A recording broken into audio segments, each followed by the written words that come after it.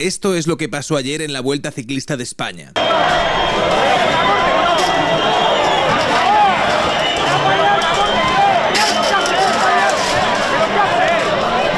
Porque sí, porque viva Palestina, ascatuta.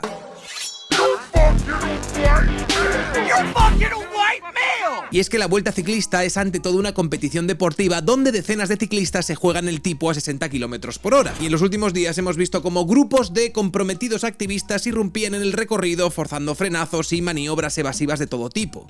Así en la cara, hay que hacerle así. ¡Pam! El mensaje declarado, por supuesto, es el compromiso con la causa palestina y la defensa de los niños gazatíes. Pero el efecto real al final es poner en riesgo a corredores, auxiliares y público en general, convirtiendo al final la seguridad de terceros en material de presión política que luego es aplaudido en redes sociales por los subnormales de siempre. Florentino ladrón. Y a ver, el equipo preferente de estos activistas sería el equipo de Israel, buscándose continuamente el señalar a esa escuadra para fabricar una imagen de justicia poética, como si bloquear y castigar a unos ciclistas de un determinado país fuese a resolver una guerra que está sucediendo a miles de kilómetros de distancia. Sois completamente gilipollas, ¿verdad? Tiene que ser algo así, ¿no? Y al final es una teatralización que funciona bien en redes sociales, es visible, genera clips y ofrece un antagonista claro. Sumando a esa lógica del espectáculo activista, episodios tan llamativos como que en la televisión pública nuestra querida Silvia Inchaurrondo, en lugar de informar con distancia y contextualizar lo ocurrido, se una a la turba, llegando a exigir la expulsión del equipo israelí de la carrera, porque sí, porque ella lo vale. Kiko, ¿vosotros no podéis echar a Israel de la competición? No, no podemos. ¿Por qué? Pues por lo que acabo de explicar. Es decir, ¿hay alguna cláusula que impida expulsar al Tour equipo israelí de la competición? Llegando a sugerir al entrevistado a ver si él pudiese ejercer algún tipo de presión para intentar echar al equipo israelí de las narices. ¿Vosotros os habéis puesto disculpa en contacto con el equipo israelí y le habéis dicho que quizás debería entender el mensaje? ¡Cállese, señora! ¡Váyase a la mierda! Yo aquí el único mensaje que entiendo, Silvia, es que sería imperativo acabar con la televisión pública de Pedro Sánchez. Que de verdad os lo digo, no puedo esperar el momento de ver esta persona haciendo cola en el INEM. Y es que esta mierda es significativa no por la postura, que cada cual puede tener la suya y la señora Inchaurrondo puede pensar lo que le salga de los cojones, sino porque la función de un servicio público no es liderar linchamientos simbólicos, sino explicar hechos, contrastar datos y ayudar a que el ciudadano entienda qué está pasando sin sumarse a la ola emocional del momento, y no que la regurgitación de los argumentos de Moncloa nos la intenten pasar como el paradigma de la dignidad periodística. Y este es un patrón que en los últimos días se ha repetido en el mar con la llamada Global Summit Flotilla, que se presenta como un grupo de barcos con una misión humanitaria hacia Gaza. Sin embargo, el material que circula da más metraje a una épica de activismo superficial que a una logística de ayuda humanitaria real. Todos haciéndose fotos, vídeos, con la cufilla, el plano del timón, el nos vamos, la despedida que pareciera que estaba zarpando el Titanic, y ahí aparecen rostros conocidos como Greta Thunberg o Ada Colau, porque la protesta necesita iconos reconocibles, presentándonos escenas que desde luego no desentonarían en un festival de música alternativa, con sus banderas, sus tambores, sus bailes regionales, que más que una acción de lucha humanitaria parecería un viaje de fin de cursos perrofláutico. Y amigos míos, cuando el foco está en la postal, es que la ayuda queda un poco en segundo plano, porque lo que une todos estos casos al final no es Palestina, sino ese activismo performance, es decir, acciones diseñadas para maximizar visibilidad y polarización, aunque el coste lo paguen terceros o la información quede desplazada. Y así convertimos una tragedia en un producto de entretenimiento ideológico y aplaudimos la foto, aunque no cambie nada sobre el terreno, lo que nos lleva a preguntarnos cómo han evolucionado las protestas en los últimos años. ¿Por qué ciertas causas reciben un altavoz inmediato mientras otras se ignoran de manera sistemática? ¿Qué distingue una acción eficaz de un simple gesto para la cámara? Y es que si lo que queremos es ayudar, vamos a empezar por separar la solidaridad real del espectáculo. Y es que en estas mierdas hay un patrón claro, vamos a ver. Cuanto más narcisista es el usuario, más usa las redes para darse autopromoción y construir esa identidad con ese impulso que muchas veces se traslada a la protesta pública. En el caso palestino, la cufilla, la bandera y todos estos lemas aprendidos funcionan como props morales que convierten la adhesión en un atributo de marca personal. Porque esto no va simplemente de estar con Palestina, sino de ser visto estando con Palestina. De ahí la estética de acampada, la foto bien encuadrada y la story ritual desactualizada, ya que la causa opera como atajo de capital social en plataformas donde la recompensa es la atención y no los resultados. Lo cual significa que en estas protestas la prioridad se desplaza del cambio político a la aprobación pública, es decir, consignas que puntúen en redes, gestos visibles, actuaciones con alto engagement, siendo esta una práctica sistemática que se hace para subrayar el sesgo de diferenciación personal que conlleva. Es decir, no me posiciono necesariamente para alterar ninguna política, me posiciono para que tú me leas como buena persona. Todo lo que está pasando ahora con Palestina y el horror que estamos presenciando en directo, cómo hay todavía tanta gente que no hace nada y parece que no lo ve y parece que viven en una realidad paralela a la que estamos viendo todos. Siempre, ¿no? Va a haber y ha habido y habrá pues cobardes que huyen de la realidad o que no la quieren ver. Así la buena de Esther Expósito se posiciona contra un horror emocional que parece que la gente no ve, a diferencia de ella, y que además no hace nada por cambiar, exactamente igual que ella. Pero ella no es una cobarde, es una valiente. Cobarde sería alguien, por ejemplo, como Rosalía, a la que se le olvidó poner en sus redes sociales una reivindicación por la causa y los niños gazatíes, y se encontró con tremendo señalamiento público después de que el diseñador Miguel Adrover rechazara vestirla por no haber hablado públicamente sobre el tema.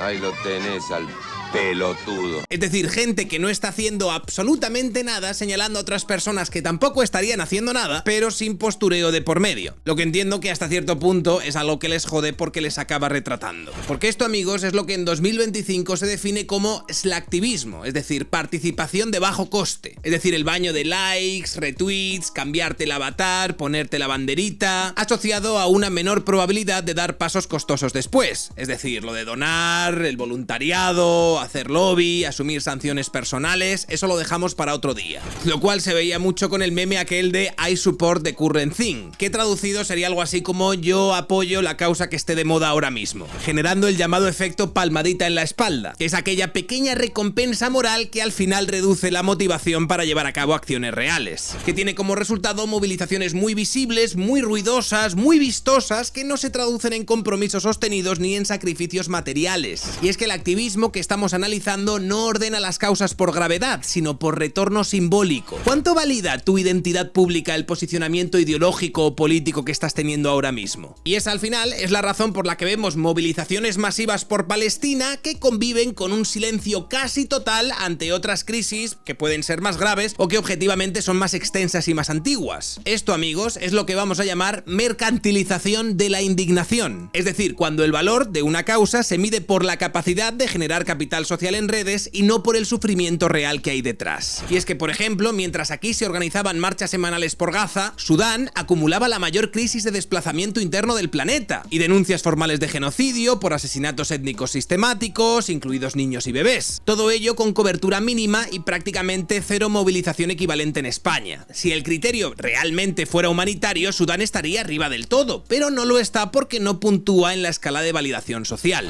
Otros ejemplos, más de 750.000 rohingyas fueron expulsados de Bangladesh en 2017. Años después todavía siguen en campos de concentración, con raciones recortadas, falta de medicinas y brotes epidémicos. También hay documentación de violencia sexual sistemática, destrucción de aldeas, etcétera, etcétera, etcétera. Pero no hay acampadas, ni cadenas humanas en campus universitarios, ni tampoco saltos de pértiga por los bangladesíes, porque no hay incentivo reputacional para exhibirla.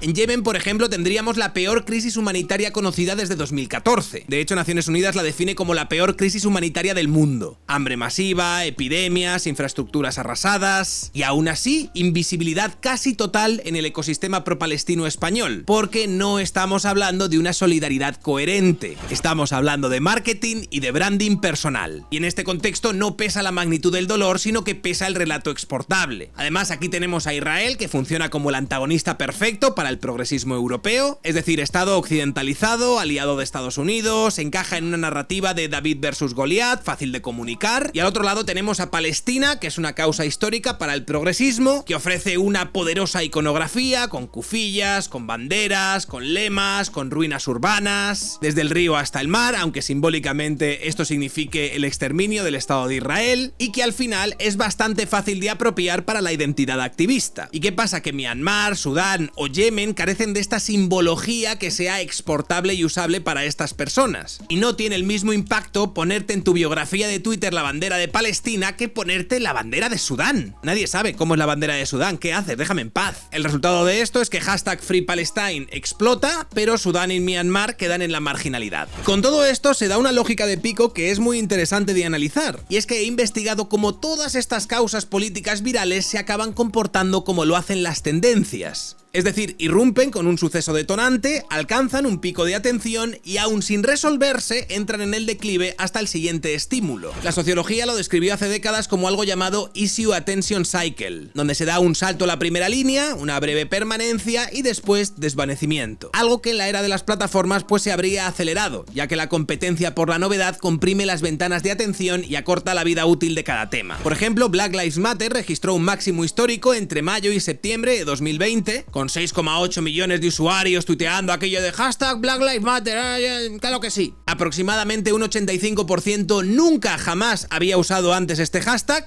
lo que es una oleada de entrada típica de un pico como este, y 3 años después de ese 85% el apoyo habría bajado hasta el 67%, que sería en junio de 2020, al 51%, que sería el que había en junio de 2023. Es decir, que la atención se normaliza, aunque el supuesto problema por el que se estaba protestando persista. Lo mismo pasó con el #MeToo, emergencia viral, altísimo compromiso aparente, estabilización decreciente. En su primer año el hashtag se usó más de 19 millones de veces en Twitter. Poco me parece. Después del estallido la conversación se mantiene, pero con intensidad menor y más episódica, reactivándose solo cuando hay nuevos casos, lo cual paradójicamente se parece más a una curva de consumo más que a un compromiso social sostenido. Google Trends, a la hora de situar la guerra de Israel-Palestina en los topics del año 2024, la sitúa con picos asociados a momentos de alto impacto. Es decir, olas de atención impulsadas por imágenes y hashtags que el algoritmo premia, seguidas de descensos rápidos hasta la próxima conmoción informativa. ¿Y por qué ocurre esto?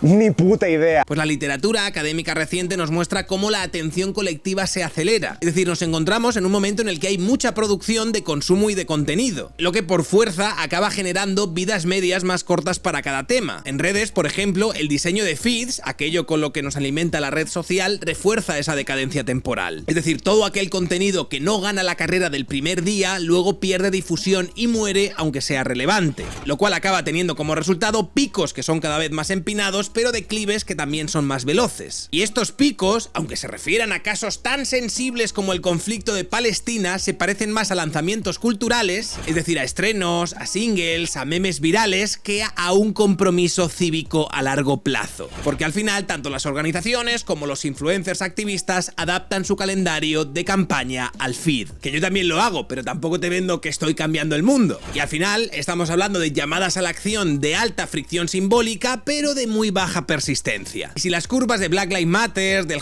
#MeToo o el Free Palestine parecen gráficas de consumo, es porque el ecosistema premia la visibilidad inmediata sobre la sostenibilidad y el esfuerzo. Eso no significa que no haya activistas dedicados, profesionales y constantes, pero sí que nos viene un poco a decir que la lógica dominante del activismo digital se rige por picos comerciales de atención, no por ese trabajo ingrato y continuado que es el que acaba cambiando políticas. Y es que lo que estamos viendo estos días y lo que hemos visto las últimas semanas encaja en la categoría del activismo performativo, aquel que ofrece una recompensa inmediata, aplausos, autoestima moral, palmaditas en la red, sin exigir sacrificios equivalentes ni transformaciones personales relevantes. Es básicamente la economía de la señal. Te concedes el estatus de buena persona a favor de lo bueno en contra de lo malo por participar en un rito público de adhesión, aunque el balance práctico para los destinatarios al final sea nulo. Maravillosa jugada. Y bajo esa lógica es como se entienden todas estas escenas absurdas que hemos visto los últimos días, de baños por Palestina en las playas de Canarias, o paseos rituales por la playa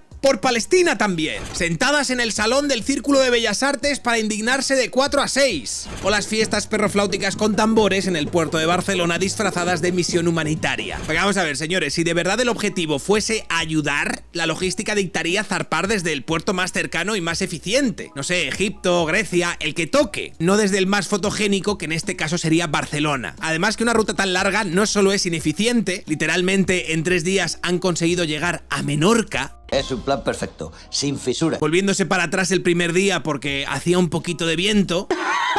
sino que además para algunos es una contradicción performativa, por ejemplo, con el discurso del cambio climático que personas como Greta Thunberg habrían convertido en símbolo de su identidad. Ahora, por lo visto, quemar todo el combustible del mundo en un viaje innecesariamente largo con mogollón de barcos es algo que no importa. Pero claro, cuando tu brújula ética gira en función de la recompensa simbólica, de los likes, de los aplausos, pues el resultado al final no es justicia, sino consumo. Lo cual es hasta cierto punto paradójico porque supuestamente todas estas personas vivirían en una lógica anticapitalista. Sin embargo, no dudan en formar parte de causas que son tratadas como productos culturales con lanzamientos, picos y declives. Y la medida real del compromiso moral no se basa en participar en la causa popular del mes, o el yo apoyo la causa que esté de moda en este momento, sino por ejemplo el defender a quienes no tienen voz cuando no hay aplauso esperándote. Implica muchas veces renunciar al papel protagonista, aceptar que quizá no salgas en el plano y que lo importante es que lleguen medicinas, que cambie una política o que se financie un programa. Y esto muchas veces puede suceder sin que el mundo te tenga que felicitar por ello. Y hay que ser coherentes. Si defendemos a Palestina por razones humanitarias, esos mismos criterios deberían obligarnos a mirar a Sudán, a Yemen o a los Rohingya. Pero claro, estos pues no dan puntos en redes sociales. Así que la pregunta honesta al final acaba siendo un poco incómoda. ¿Por qué Gaza merece nuestras acampadas universitarias pero los Rohingya no? ¿Por qué hay que indignarse por los niños palestinos pero no por los niños sudaneses? La respuesta real es que para el 99,9% de la población, tanto los niños palestinos como los niños sudaneses, más allá de ese momento de empatía humana que puedes tener al ver una foto dramática en redes sociales, nos viene comiendo los cojones. Pero si tú, que dices que estás muy comprometido y dices que te importa mucho, si para ti la respuesta de por qué unos niños te importan y otros no depende del algoritmo, del marco cultural de tu tribu o del material que produce mejores selfies, entonces, amigo, tienes que entender que no estás hablando de moral, estás hablando de marketing. Recordaros que abajo tenéis el enlace para poner todas vuestras noticias, sugerencias, tweets, episodios, Instagrams, TikToks a los que queréis que reaccione, ahí abajo está. Quiero dar las gracias a la gente que me apoya, quiero dar las gracias a la gente que me sigue, a los que estáis suscritos al canal, a los que no os tiraría en mitad del Atlántico con un ancla atada al tobillo. Quiero dar las gracias a toda la gente que está en Twitch todos los días y que me apoya por ahí, a los que me apoyáis por PayPal, a los que me apoyáis por Patreon, a mis privilegiados opresores machirulos, señoros y otros tíos blancos hetero.